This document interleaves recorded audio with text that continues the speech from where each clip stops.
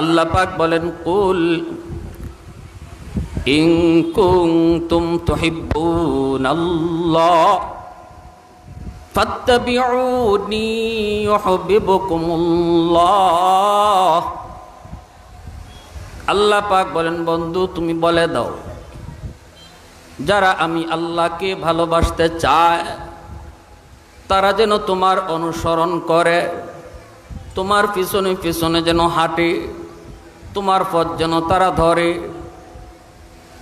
তোমার পথ ধইরা যদি তারা আমি আল্লাহকে ভালোবাসতে চায়, আমারে ভালোবাসতে হবে না, বরং আমি আল্লাহ তাদেরকে ভালোবাসব। এর অর্থ হলো তারা আমাকে পাওয়া লাগবে না, আমি তাদেরকে পাইয়া নিমু। আমারে আয়া ধরা লাগবে না, আমি তাদেরকে দইরা নিমু। সুবহানাল্লাহ জুড়ে প্রসঙ্গ চলছে এই জায়গায় ভালোবাসার, প্রসঙ্গ চলছে ভালোবাসার।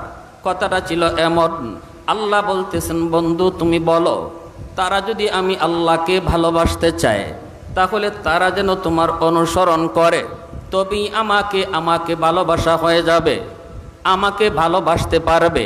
কিন্তু আল্লাহ এই কথাটা এইভাবে বললেন না, আল্লাহ কথাটা ঘুরায় বললেন। প্রসঙ্গ ছিল তারা যদি ভালোবাসতে চায়, এভাবে চললে তাদের ভালোবাসা হবে। কিন্তু না, আল্লাহ কথা ঘুরাই লইছেন। আল্লাহ কয়, তারা যদি আমাকে ভালোবাসতে চায় আর তোমার পিছনে পিছনে আয়, তখন আমারে ভালোবাসতে হবে না, বরং আমি তাদেরকে ভালোবেসে কুলে নিব। তাফসীরের কিতাবে মুফাসসিরিনে কেরাম লিখেন, কারণ হলো নবীর পিছনে পিছনে হাঁটা, আল্লাহ নবীর অনুকরণ। খাইতে বসলে আমার নবীর তরিকায়, ঘুমাইতে গেলে আমার নবীর তরিকায়, মেম্বারি করতে গেলেও নবীর তরিকায়, চেয়ারম্যানি করতে গেলেও নবীর তরিকায়, রাষ্ট্র পরিচালনা করতে গেলেও নবীর তরিকায়, ব্যবসা করতে গেলেও নবীর তরিকায়। হার লাইনে যখন একজন মানুষ বন্ধু তোমার তরিকাটাই ফলো করবে, তাকে জানায় দিও সে আমাকে পাওয়ান লাগতো না, আমি তারে ফায়া নিমু। সুবহানাল্লাহ জোরে কও। আমাকে পাওয়ান লাগতো না, আমি তারে তুইলা নিমু। এর অর্থ হলো আল্লাহ বুঝাইতে চান রাস্তাটা অনেক বড় কঠিন, আমার বন্ধুর পিছনে পিছনে আসাটা এত সহজ নয়। হাঁটতে গেলে তুমি জায়গায় জায়গায় পড়ে যাবা। আমার বন্ধুর পিছনে পিছনে তুমি হাঁটার নিয়ত করে শুরু করেছো, কিন্তু বান্দা মাঝে মাঝে তুমি হুচট খেয়ে পড়ে যাবা। আমার বন্ধুর অবিকল নমুনা তোমার হবে না, ইত্তেবা তুমি পুরাপুরি পারবা না, নিয়ত তোমার পুরাপুরি করার। এরপরও কোনো জায়গায় তোমার কোনো কিছু ঘাটতি হয়ে যাবে। ফিসলা খাইলি বাই, হুসট খাইলি বাই, যখন হুসট খাইবা তখন আমি যাই তোমারে দইরে লাইমু। সুবহানাল্লাহ। কেমনে? ছোট শিশু যখন হাঁটা শিখে, ছোট ছোট বাচ্চারা যখন হাঁটা শিখে, বাবা যখন বাচ্চারে হাঁটা শিখায়, মা যখন ছোট্ট শিশুটারে হাঁটা শিখায়, ওই জায়গা থেকে শিশুটারে ডাক দেয়া কয়, মায় ডাক দেয়া কয়, বাবা এই যে আসো, এই যে আম্মু, এই যে আম্মু, এই যে আব্বু, এই যে আব্বু। এই বইলা শিশুটারে মা হাঁটা শিখায়, বাবা শিশুটারে হাঁটা শিখায়। মা ভালো করে জানে বাচ্চাটা এই পর্যন্ত আসতে পারবে না, বাবা ভালো করে জানে এই পর্যন্ত আসতে পারবে না, মাত্র হাঁটা শিখেছে, 2 কদম 3 কদম দিয়েই বাচ্চাটা হয়তো পড়ে যাবে। মা ওভার শিওর থাকে, বাবা ওভার শিওর থাকে, সতর্ক থাকে, বাচ্চারে পড়তে দেয় না। যখনই বাচ্চাটা 1 কদম 2 কদম আগায়, মা তখন দৌড় দিয়া সামনে যায়, বাবাও তখন দৌড় দিয়া সামনে যায়। বাচ্চাটা পড়ে যাইতে চায় কিন্তু পড়তে দেয় না। ঠাস করে বাচ্চাটারে কুলে উঠায় কয়, এই যে তুমি আম্মুরে ধরে ফেলেছো, এই যে তুমি আব্বুরে ধরে ফেলেছো। না না, এই জায়গায় বাচ্চায় ধরে নাই, ধরছে যায় মায়, ধরছে যায় বাবায়।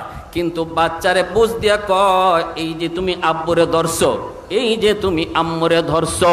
সাহস যুগায়। ঠিক তেমনি আল্লাহ কয়, বান্দা আমার রসুলের পিছনে পিছনে হাঁটতে যায় যখন তুমি কোথাও হুচট খেয়ে পড়ে যাবা, আমি আল্লাহ তখন কুদরতি কুলে তোমারে উঠায় কইমু, বান্দা এই যে তুমি আমারে ধরে ফেলছো, মূলত তুমি ধরো নাই, আমি তোমারে যা ধরছি। কুল ইন কুনতুম তুহিব্বুনাল্লাহ ফাত্তাবিউনি ইউহিব্বুকুমুল্লাহ। ইউহিব্বুকুমুল্লাহ কইয়া আল্লাহ প্রসঙ্গ ঘুরাই লিছেন। ভাইরা বন্ধুরা, আরেকটা জিনিস হলো, এরপরে আল্লাহ পাক বলেন ওয়ায়াগফির লাকুম যুনুবাকুম ওয়াল্লাহু গফুরুর রহিম। আল্লাহু আকবার, জোরে কোন। আল্লাহ কই, বান্দা যখন তুমি আমার বন্ধুর পিছনে পিছনে হাঁটতে আইয়া আমি আল্লাহর বাড়ি পর্যন্ত পৌঁছতে যায়া তুমি হুচটকায়া পড়বা, কখনো কখনো ফইরা তোমার পায়ে একটু ব্যথা লাগবে, কখনো কখনো ফইরা তোমার গায়ে একটু ধুলাবালি লাগবে। বাচ্চা যখন মার কাছে আসতে চায় কখনো কখনো ফইরা যায়, ফললে মা টান দিয়া বুকে তুলবার সময় কিন্তু কাপড়টার একটা জারা দিয়া লয়, ঠিক না নি? বাচ্চাটার গায়ে ধুলা লাগছে, মা কিন্তু ঝাড়া দিয়া ধুলাটারে সরাইছে। আল্লাহ কয়, বান্দা আমার বন্ধুর পিছনে পিছনে তুমি হাঁটার চেষ্টা করেছো, আর মাঝে মাঝে তুমি হুচটকে পড়ে গেছো। এর অর্থ হলো মাঝে মাঝে তোমার গায়ে কিছু গুনাহ লাগছে, মাঝে মাঝে তোমার শরীরে কিছু গুনার আচর লেগেছে, ধুলাবালি লাগছে মানে গুনার কিছু আচর লেগেছে। কিন্তু আমার বন্ধুর পিছনে পিছনে নিয়ত কইরা হাঁটার কারণে আমি আল্লাহ তোমাকে আমার কুলে তুলবো। তোলার আগে তোমার গায়ের যে গুনার ধুলাবালিগুলি ওয়ায়াগফির লাকুম যুনুবাকুম, তোমার ধুলাবালিগুলিও আমি ঝাইরা পরিষ্কার করে দিব। মা যেমন সন্তানকে কুলে তোলার আগে ঝাড়া দিয়া শরীরের ধুলাবালিগুলি পরিষ্কার করে কুলে উঠায়, আল্লাহ রাব্বুল আলামিন কয়, বান্দা তোমাকেও আমার কুদরতি কুলে তুলবো। তোলার আগে তোমার গায়ে যে কিছু গুনার ধুলাবালি লাগছে এটাও আমি পরিষ্কার করে দিব। ওয়াল্লাহু গফুরুর রহিম, আমি আল্লাহ শুধু গুনাহ ক্ষমা করি তা না, আমি দয়া আর মায়ার সাথে গুনাহ ক্ষমা করি। আমি বান্দা তোমার গুনাহ মাফ করি রাগান্বিত হইয়া না, আমি তোমার গুনাহ মাফ করি গুসা হইয়া না, আমি তোমার গুনাহটাও মাফ করি অন্তরে দয়া লইয়া। সুবহানাল্লাহ, আর একটু জোরে কও না সুবহানাল্লাহ। এজন্যই সাহাবায়ে কেরাম রাদিয়াল্লাহু তাআলা আনহুম তারা দিন বুঝতেন না, রাত বুঝতেন না, দাঁড়ানো বুঝতেন না, বসা বুঝতেন না, একটাই বুঝতেন আমার গোটা জিন্দিগির নমুনা কেমন করে রসুলের নমুনায় হয়ে যায়, বসাটা কেমন করে নবীর নমুনায় হয়, হাঁটাটা আমার কেমন করে নবীর নমুনায় হয়, আমার ব্যবসা কেমন করে নবীর নমুনায় হয়, আমার সামাজিক অবস্থান কেমন করে নবীর নমুনায় হয়, আমার বুট আমানত এটা আমার নবীর নমুনায় কেমন করে হয়, সমাজের দায়িত্বশীল কারে বানাবো এটাও আমার মন গড়া নিয়তে নয়, এটাও আমার নবীর তরিকায়, ঠিক কিনা জোরে কও। একটাই সমস্যা একটাই, ভালো করে বুঝি, কিন্তু আমি আজকে চলতেছি আমার মর্জি মতো, আল্লাহরে চাই রসুলকেও চাই, কিন্তু কোন পথে হাঁটলে আল্লাহ পাওয়া যায় এই পথে না। আমি আমার মর্জি মতো ঘর চালাই, আমি আমার মর্জি মতো দোকানদারি করি, আমি আমার মর্জি মতো মেম্বারি করি, আমি আমার মর্জি মতো চেয়ারম্যানি করি, আমি আমার মর্জি মতো এমপিগিরি করি, আমি আমার মর্জি মতো দুনিয়াদারি করি। আল্লাহ কো, বান্দা মর্জি মতো চলবি, মরণ পর্যন্ত চলতে পারো, মুখে তুমি দাবিও করতে পারো আল্লাহরে চাই, কিন্তু আমি আল্লাহ বললাম মরণের আগেও একদিন আমার দেখা পাইবা। সাহাবায়ে কেরাম রাদিয়াল্লাহু তাআলা আনহুম আল্লাহর নবীর অনুকরণ করছেন, আল্লাহ তাদেরকে দামি বানায়া দিয়েছেন, খাইতে বসলেও তারা নবীর অনুসরণ করেছেন। আব্দুল্লাহ ইবনে উমর রাদিয়াল্লাহু তাআলা আনহু নবীজির বহুত বড় একজন সাহাবী, সঙ্গী সাথী তাদেরকে নিয়ে সফরে বের হয়েছেন মরুভূমির একটা প্রান্তর। ওই জায়গায় যাবার পর তিনি বলতেছেন, কাফেলা থামো। কাফেলা থামায়া তিনি উটের পিঠ থেকে নামলেন, কিছু দূরে যায় তিনি হাজত সারলেন, কিন্তু সাথী সঙ্গীরা বুঝলেন তিনি হাজত সারেন নাই, হাজত সারার মতো তিনি বইছেন। এরপরে ওইটা চইলে আসছেন, আইসা আবার বলতেছেন কাফেলা চলো। সাথীরা বলতেছে হযরত আপনি তো হাজত সারলেন না, শুধু নামলেন, ওই জায়গায় যায় বসলেন, আবারও আপনি উঠে চলে আসলেন, কেন আপনি এমন করলেন? আব্দুল্লাহ ইবনে ওমর রাদিয়াল্লাহু তাআলা আনহু, নবীজির সাহাবী, তিনি তখন চোখের পানিটা সাইরা কয় সাথীরা রে, এই জায়গায় আসা মাত্রই আমার স্মৃতি চারণ হয়েছে, আমার মনে পড়ে গেছে একদিন আমি দয়ার নবী মায়ার নবীর সাথে এই জায়গা দিয়ে কোথাও যাইতেছিলাম। এখানে আসা মাত্রই নবীজি বলেছিলেন আব্দুল্লাহ একটু থামো, আমার হাজতের প্রয়োজন হয়েছে। নবীজি ওই জায়গায় যায় তিনি বসছেন, বইসা তিনি হাজত সারছেন। এরপরে আবার আমরা রওনা দিয়েছি। আমার মনে পড়েছে এই জায়গায় আসা মাত্রই জায়গাটা দেখে আমি চিনে ফেলেছি, ওই সেই জায়গা যেখানে আমার প্রিয় নবী বসে বসে তিনি হাজত সারছেন। আমি আমার মনে জিগাইলাম আব্দুল্লাহ একটু বল বল, তুই কি এখানে হাজত সারবি? যদি সারতে পারো তাহলে আমার নবীর নমুনায় হয়। আল্লাহু আকবার, জোরে কও। যদি নবীর নমুনায় হাজত সারতে পারো, এই কাজটা অন্তত নবীর নমুনায় হয়। কিন্তু আমার মন কয়, আমার দেহ কয় না রে আব্দুল্লাহ, এই মুহূর্তে তো তোমার হাজত সারার কোনো চাপ নাই, তাহলে তুমি কি করবা?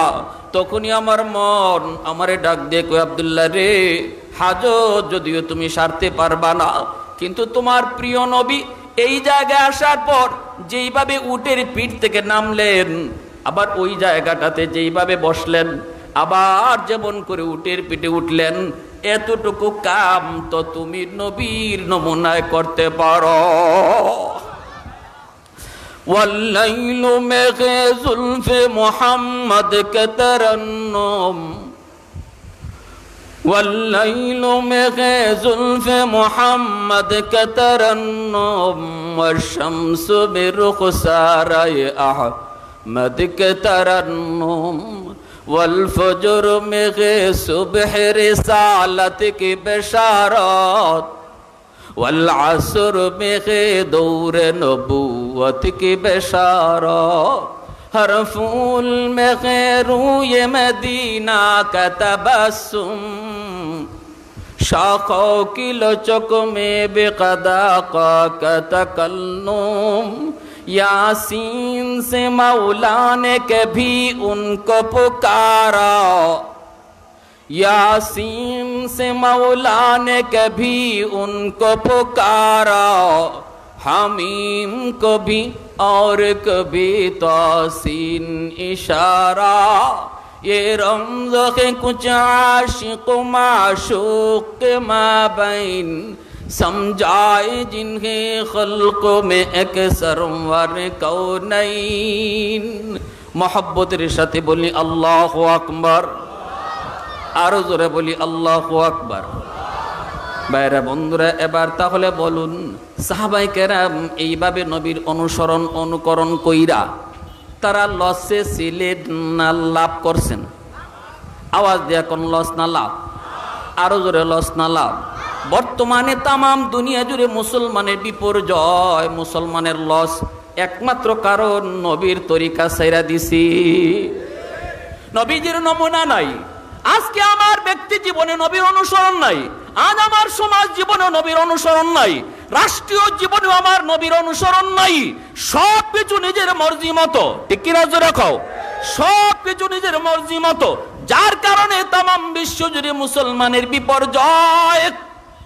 যেই জমানার মুসলমানের নাম শুনলে পরে বেদিন বেঈমানের অন্তর আত্মা কেঁপে উঠত, সেই জমানা ছিল নবীর রঙে রঙিন, সেই জমানা ছিল মদিনাওয়ালার রঙে রঙিন।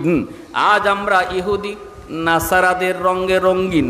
মুসলমান আজকে ইহুদিদের রং ধরেছে, মুসলমান আজকে খ্রিস্টানের কালচার ধরেছে, মুসলমানের পোশাক আশাক বলি, মুসলমানের চেহারার নমুনা বলি, মুসলমানের ব্যবসার ধরন বলি, মুসলমানের রাজনৈতিক ধরন বলি, সব কিছু ইহুদিদের থেকে আমদানি, খ্রিস্টানদের থেকে আমদানি, যার কারণে আজকে আমাদের বিপর্যয়। আওয়াজ দেখো ঠিক কিনা? একটাই মুক্তির পথ, সব রং ছেড়ে দাও, মদিনাওয়ালার রং ধরো। আজও ইহুদিরা তোমাদের নাম শুনলে কাঁপবে, আজও মুসলমান নাম শুনলে বেঈমানরা ভয় পাবে। আফগানিস্তানে তালেবান, অস্ত্র নাই কিছুই, এরপরও আজকে তালেবানের নাম শুনলে সুপার পাওয়াররা কাঁপে। আওয়াজ আসতে কেন, জোরে বলেন। বড় বড় সুপার পাওয়াররা কাঁদে, কারণ হলো একটাই তাদের মিশন। আমাদের সাথে কে আছে এটা আমাদের দেখার বিষয় না। আমেরিকা আমার পাশে আসেনি না নাই, ভারত আমার পাশে আসেনি না নাই, চীন আমার পাশে আসেনি না নাই, কেউ আমার পাশে প্রয়োজন নাই। চীন আমার বন্ধু নয়, ভারতও আমার বন্ধু নয়, আমেরিকাও বন্ধু নয়। মুসলমানের বন্ধু হলো আল্লাহ, মুসলমানের বন্ধু হলো তাদের নবী। একটাই তোমার টার্গেট হবে, একটাই তোমার মিশন হবে, আমি আমার আল্লাহকে আমার সাথে রাখতে পারলাম কিনা। যদি তুমি খুঁজা দেখো তোমার সাথে তোমার আল্লাহ আছে, লাগবে না আর কাউকে। বেদিন বেঈমান যদি কোটি কোটিও হয়, মুসলমান যদি একজনও হয়, তবু বিজয় মুসলমানের হবে। দেখা দিছে তো, বড় বড় সুপার পাওয়াররা মাইর খেয়ে গেছে তো, ঠিক কিনা জোরে কোন।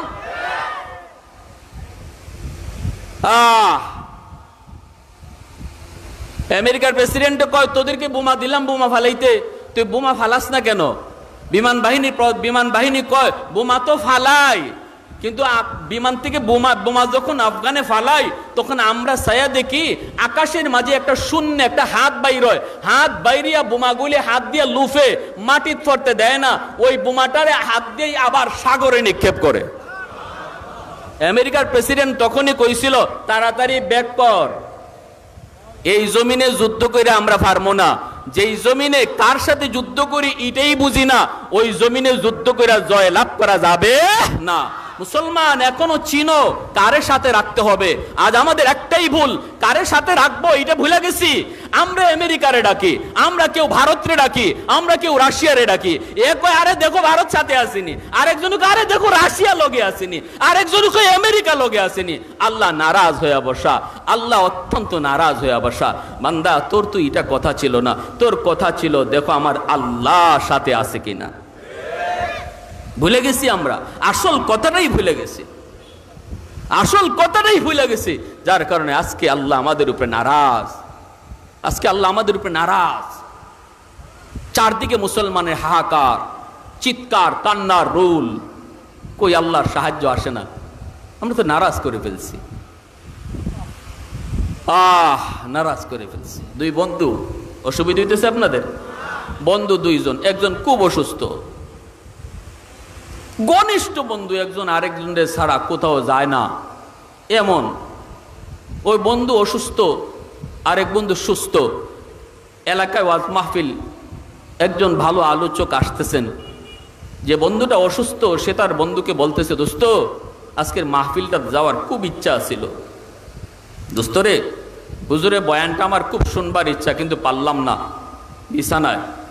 দোস্ত এক কাজ কর, তুই মাহফিলটাতে যা, নে আমি তোরে রিক্সা ভাড়া দিয়া দিই, আওয়া যাওয়ার ভাড়া, আর মোবাইলে কিছু এমবি ঢুকাইবে, নে আমি এমবির টাকাও দিলাম, আর আওয়া যাওয়ার পথে কিছু বুট মুড়ি খাইস, এটাও কিছু অতিরিক্ত টাকা দিলাম। দিয়া সব পুঞ্জি ফাট্টা বন্ধু দিয়া তারে ওয়াজও ফাটাইছে, ওয়াজটার রেকর্ড করার জন্য, ঠিক না নি?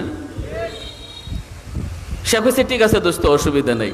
আসার পথে সে তার পুরানা বান্ধবী রে পাইছে, প্রেমিকা রঙ্গিলা রে ভাইয়া, তার হুশ নাই, এখন ওয়াজে যাওয়ার কথা ভুলে গেছে। প্রেমিকা দেখেই যখন চোখ টিপা দিছে, হে রিক্সা থেকে নামিয়া বুট মুড়ি খাওয়ানি শুরু করছে। যে টাকা দিয়ে এমবি কিনতো, এই টাকা দিয়া বান্ধবীরে আইসক্রিম খাওয়ায়, এইদিকে গফ করে আর খাওয়ায়। ওয়াজের পথে ওয়াজ শেষ, ওয়াজের মাটি আসতে পারে নাই।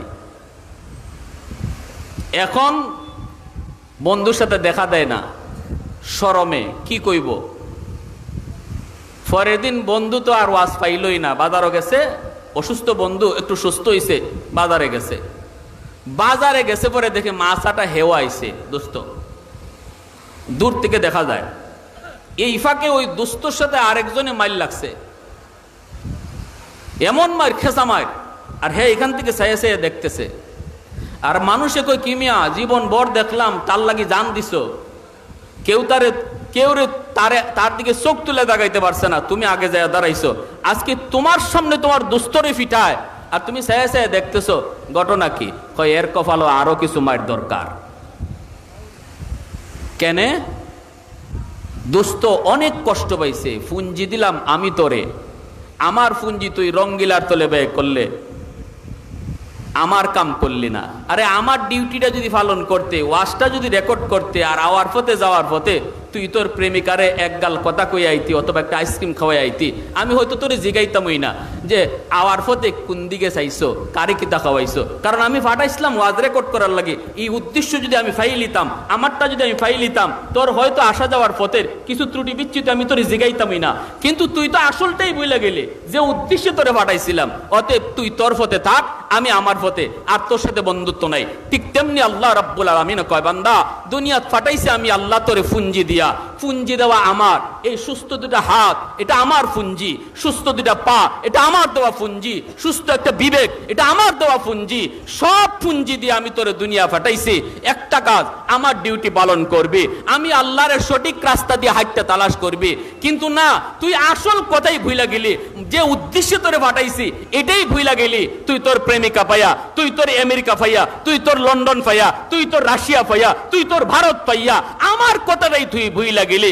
অতএব যা, আজ থেকে তোর সাথে আমার বন্ধুত্ব নাই, তুই তোর পথে থাক, আমি আমার পথে। এজন্যই আল্লাহ আমাদের বন্ধু হওয়া সত্ত্বেও আমাদেরকে আজকে দুশ্মন মারে, আল্লাহ ছায়া ছায়া দেখে, এরপর আল্লাহ সাহায্য করে না, কারণ আল্লাহর কুদরতি কলিজায় আমরা কঠিন থেকে কঠিন ব্যথা দিয়ে ফেলছি। আল্লাহু ওয়ালিয়্যুল্লাযীনা আমানু, আল্লাহ পরিষ্কার বলছেন ইমানদারের বন্ধু আমি। বন্ধু যদি আল্লাহ হয়, বন্ধুরে মারে, বন্ধু ছায়া দেখে কেমন করে? একমাত্র কারণ এটাই, একমাত্র কারণ এটাই, আল্লাহর কুদরতি কলিজায় আমরা ব্যথা দিয়ে ফেলছি। অতএব আল্লাহর খুশি করা ছাড়া আমাদের মুক্তির কোনো পথ, আওয়াজ দিয়া বলেন, আমেরিকা, লন্ডন, রাশিয়া, চীন সব লইয়া মুক্তি পাওয়া সম্ভব না যদি আল্লাহরে খুশি করতে না পারি। আল্লাহরে খুশি করা ছাড়া আমাদের মুক্তির কোনো পথ নাই। বেলাল হাবশি, হাবশার গোলাম, কালো বেলাল, গোলামের ভূত গোলাম, এরপরও আল্লাহর দরবারে এত দামি, শুধুমাত্র আমার নবীরে হাঁটতে, বইতে, শুইতে, খাইতে সব জায়গায় নবীরে দেখকে দেখা, নবীর মতো চলার কারণে একজন গোলামকে, একজন সাধারণ কালো বেলালকে আল্লাহ দামি বানাইছেন। শুধু তা না, যে মসজিদের ইমাম নবী, এই মসজিদের মুয়াজ্জিন হইছেন বেলাল, সরওয়ারে দু জাহান, আল্লাহর দোস্ত, কিন্তু তার পিএস বেলাল হাবশি। আবু বকর সিদ্দিক, হযরত ওমর ফারুক রাদিয়াল্লাহু তাআলা আনহুমার মতো সাহাবীরও আমার নবীর সাথে দেখা করার আগে বেলালের পারমিশন নিতে হতো। আওয়াজ দিয়ে কোন সুবহানাল্লাহ, আওয়াজ দিয়ে কোন সুবহানাল্লাহ। বেলালের পারমিশন নিতে হতো। হযরত ওমর বলছেন, আমি ওমর তো এমন ছিলাম, আমি ওমর তো এমন ছিলাম, উটটা খালি করতাম, আমার কেডায় চিনত, কেউ চিনতই না আমি উমর কেডা, শুধুমাত্র আমার নবীর কাছে আসার কারণে আর আমার নবীর নমুনায় নিজের জীবন গড়ার কারণে আজ আমি উমরকে দুনিয়ার মানুষ চিনে। সুবহানাল্লাহ, ঠিক না নি ভাই? বেলাল হাবশি রাদিয়াল্লাহু তাআলা আনহু, আল্লাহর দরবারে কত দাম। রমজান মাস, মায়ার নবী, দয়ার নবী, তিনি সেহরি খাইতে বসছেন, সেহরি টাইম শেষ, বেলাল আজান দিয়ে ফেলবেন গো। আজান দেওয়ার আগে বেলাল ভাবতেছেন, আমার নবী সেহরি খায়া শেষ করলেন কিনা, একটু যায় দেখে আসি। তিনি দরজার কাছে এসে দেখেন নবীজি এখনো সেহরি খাইতেছেন, সেহরি খাওয়া নবীর শেষ হয় নাই। অথচ বেলালের ধারণা মতে সেহরির টাইম শেষ, মুয়াজ্জিন সাহেব ফজরে আজান দিয়া দিবে, কিন্তু নবী এখনো খানা খায়। বেলাল দরজার সামন থেকে আওয়াজ দিয়া কয়, নবী গো সেহরির টাইম শেষ। আল্লাহর নবী কয়, ঠিক আছে বেলাল যাও, শুনছি। বেলাল চলে আসলেন। কিছুক্ষণ পরে বেলাল আজান দিয়া দিবেন ফজরের, এর আগে তিনি ভাবতেছেন আবার যায় দেখে আসি মায়ের নবী তিনি খানা খাওয়া শেষ করলেন কিনা। দরজার সামনে এসে দেখেন সরওয়ারে দু জাহান এখনো তিনি সেহরি খাইতেছেন। নবীজির পাশে একজন মানুষ, অপরিচিত একজন মানুষ আমার নবীর পাশে বসা। বেলাল আইসে ডাক দেয়া কই নবী গো, ওগো নবীজি সেহরি টাইম শেষ। নবীজি তখন মুচকি হাসি দেয়া কই ঠিক আছে বেলাল শুনছি যাও। বেলাল আবারও চলে আসলেন, আইসা আবার আজান দিয়া দিবেন, একদম গাড়ি মুখ লাগিয়ে গেছি গিয়া। মনে হয় বেলালের ধারণা মতে সেহরির টাইম ওভার হয়ে চলছে। আজান দেওয়ার আগে নবী কোন অবস্থায় আছেন। আবার বেলাল দেখতে গেলেন, যে দেখেন এখনো নবী খানা খাইতেছেন। সুবহানাল্লাহ, জোরে কও। এইবার হযরতে বেলাল চিন্তায় পড়ে গেলেন, ঘটনা কি? নবী আমারে শুধুমাত্র কোন ঠিক আছে বেলাল যাও শুনছি, কিন্তু খানা তো নবী বন্ধ করেন না, অথচ সেহরি টাইম ওভার হয়ে চলছে। বেলাল দরজার সামন থেকে আওয়াজ দেয়া কয় নবী গো খুদার কসম সেহরি টাইম শেষ। যেই মাত্র বেলাল কয় খুদার কসম সেহরি টাইম শেষ, সাথে সাথে নবীজি কয় আমার বেলাল কসম খেয়ে ফেলছে। মুখে যা ছিল নবী সাথে সাথে তা ফালাইয়া দিছেন, পেটে আর কিছু দেন নাই, পানিটা পর্যন্ত নবীজি আর খান নাই। সোজা চলে আসলেন মদিনার মসজিদে, ফজরের নামাজ পড়ায় নবীজি মিম্বরে বসলেন। সাহাবায়ে কেরামকে ডাক দিলেন। নবী বলতেছেন সাহাবীরা রে আসো, সামনে আসো। আমার বেলালের ইজ্জত আমার আল্লাহর কাছে কি পরিমাণ, আমার বেলালের সম্মান আল্লাহর দরবারে কি পরিমাণ একটু শুনে যাও। সাহাবায়ে কেরাম গুল হয়ে নবীর কাছে বসছেন। নবী বলতেছেন বেলাল, প্রথমবার তুমি যে যখন কইছো নবী গো সেহরির টাইম শেষ, তখনও জিব্রাইল আমার পাশে বসা। জিব্রাইলে কয় নবী গো টাইম আছে আরো খান। দ্বিতীয়বার তুমি যে যখন কইছো সেহরির টাইম শেষ, তখনও জিব্রাইলে কয় নবী গো আল্লাহ কইছে টাইম আছে আপনি খান।